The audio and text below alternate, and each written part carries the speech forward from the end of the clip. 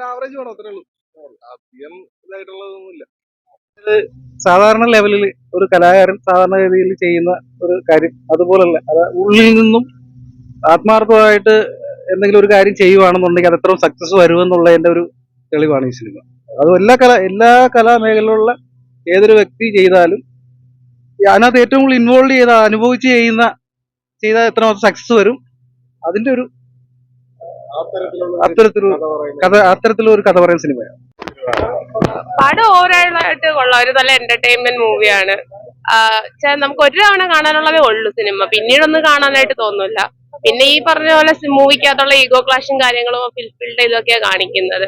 പിന്നെ എടുത്തു പറയേണ്ടത് ടോവിനോടെയും അതുപോലെ തന്നെ സൗബിന്റെ ഒക്കെ കോസ്റ്റ്യൂമും അപ്പിയറൻസും ഒക്കെ അടിപൊളിയായിരുന്നു. സൗബിനാണെങ്കിൽ കുറച്ചുകൂടെ വെറൈറ്റി നെയിൽ പോളിഷും നോസ്പിൻ ഒക്കെ ഇട്ടിട്ട് കാണാൻ നല്ല ഭംഗിയുണ്ട്. പിന്നെ അതുപോലെ തന്നെ പറഞ്ഞു കഴിഞ്ഞാല് ഈ കൂടുതലും കാണിക്കുന്നത് ഫിലിം ഫീൽഡിൽ വരുന്ന ഈഗോയും ഹയറാർക്കിയും കാര്യങ്ങളും ഒക്കെ ആയിട്ട്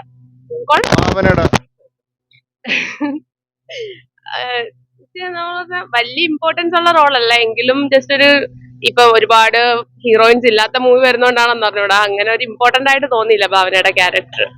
മലയാളത്തിലേക്ക് തിരിച്ചു വരുന്നതായിട്ട് തോന്നുന്നു. അങ്ങനെയൊക്കെ ചോദിച്ചാൽ നമ്മൾ ജസ്റ്റ് കണ്ടു ഇറങ്ങി. ഈ മൂവിയിൽ വെച്ച് നോക്കിയിട്ട് ജസ്റ്റ് ഒരു സ്റ്റോവിക്ക് ഒരു സപ്പോർട്ട് കൊടുക്കാം, മെന്റലി സപ്പോർട്ട് എടുക്കാൻ വേണ്ടിയിട്ടുള്ള ഒരു ഫീമെയിൽ ക്യാരക്ടർ മാത്രമായിട്ട് തോന്നുള്ളൂ, അല്ലെങ്കിൽ ഇമ്പോർട്ടൻസ് ഉള്ള ക്യാരക്ടർ ആയിട്ട് തോന്നിയിട്ടില്ല.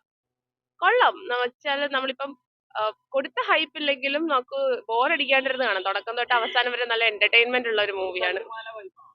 തുടക്കം ഈ ഒരു സ്ഥിരം കണ്ടുവരുന്ന ഒരു പാറ്റേൺ തന്നെയാണ് ഇറങ്ങിയിരിക്കുന്നത്. ലൈക് ഡ്രൈവിംഗ് ലൈസൻസ് തല്ലുമല ആ ഒരു പാറ്റേണിൽ തന്നെയാണ് സിനിമ പൊക്കോണ്ടിരിക്കുന്നത്. എങ്കിലും കൊള്ളാം, മൂവി ബോറടിച്ചില്ല. നമുക്ക് ഈ ഒരു ഇത്രയും നേരം കുറച്ചിരിക്കാനൊക്കെ ഉള്ള എലമെന്റ്സ് ഉണ്ട്. അങ്ങനെയൊക്കെ ചോദിച്ചാൽ അതൊക്കെ പ്രേക്ഷകർ കണ്ടിട്ടുള്ള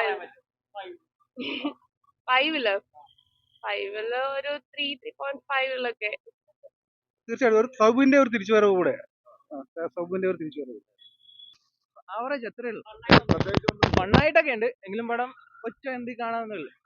നല്ലൊരു അത്യാവശ്യം കണ്ടിരിക്കാൻ പറ്റിയ ടോവിനോ നല്ല അടിപൊളി ഭംഗിയായിരുന്നു.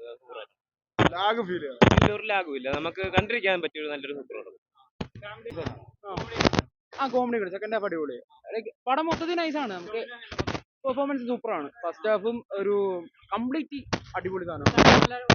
തല്ലുമല വൈബല്ലേ ഇത്, ഒരു വേറെ കംപ്ലീറ്റ് ഡിഫറൻറ്റ് സെറ്റപ്പ്. പക്ഷെ പടം നൈസ്, എനിക്ക് ഇഷ്ടപ്പെട്ടു. സിനിമയ്ക്കുള്ളിലെ ആ ഒരു നമ്മള് എന്തോ അവന് അധികം വലിയ സ്ക്രീൻ പ്രസൻസും കാര്യങ്ങളില്ല, പക്ഷെ നല്ലൊരു ബാക്ക് സ്റ്റോറി പറഞ്ഞ അതിനകത്ത് പോകുന്നുണ്ട്. പടം നല്ലതാണ്, മൊത്തത്തിൽ എല്ലാവരും നല്ലതാണ്, എൻജോയബിൾ ആണ്. എനിക്ക് നല്ലപോലെ വർക്കായി.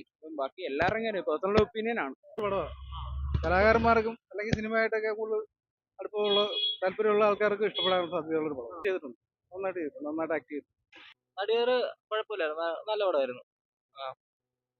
പടം എന്ന് വെച്ചാൽ നമ്മുടെ ലാൽ ജൂനിയർ പടമാണ്. ലാൽ ജൂനിയറിന്റെ ഫാനാണ് ഞാൻ. കുറെ പടങ്ങൾ കണ്ടിട്ടുണ്ട്, പക്ഷെ അതേപോലെ എനിക്ക് നല്ലപോലെ റിലേറ്റ് ചെയ്യാൻ പറ്റി പടം. കുറച്ച് ലാഗൊക്കെ ഉണ്ടായിരുന്നു, എന്നാലും നല്ല പടമായിരുന്നു. എല്ലാവരും ആക്ടിങ് ഒക്കെ അടിപൊളിയായിരുന്നു. ക്യാമറ ഡയറക്ഷൻ എല്ലാം അടിപൊളിയായിരുന്നു. കോമഡി വർക്കൗട്ട് കോമഡി ഒക്കെ വർക്കൗട്ട് ആയിട്ടുണ്ട്. ഒരു ഫീൽ ഗുഡ് മൂവിയാണ്.